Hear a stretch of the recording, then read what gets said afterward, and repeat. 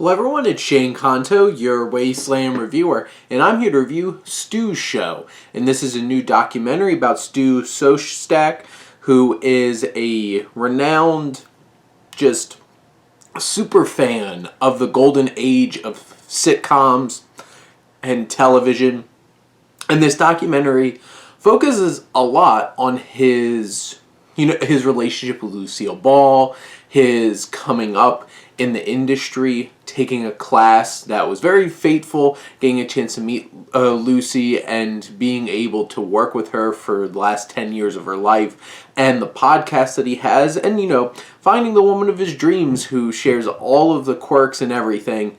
And then this film takes a turn in the third act where it really focuses on her almost dying and getting through all of that and trying to make it to the other side. And it's like,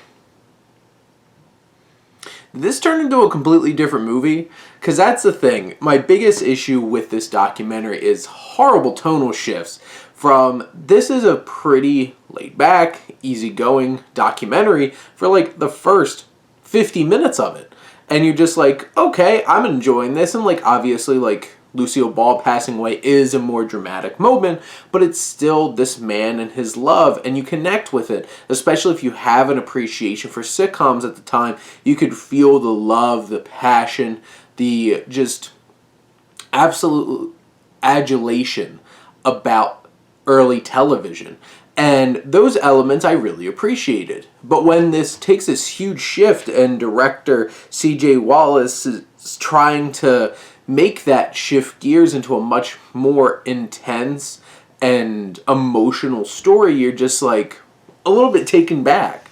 And, it does get emotional, it pulls on your heartstrings, but like I feel like the film does struggle from like a pacing and music and all those things to shifting so drastically into being so emotional and being so heavy that it kind of buckles under it.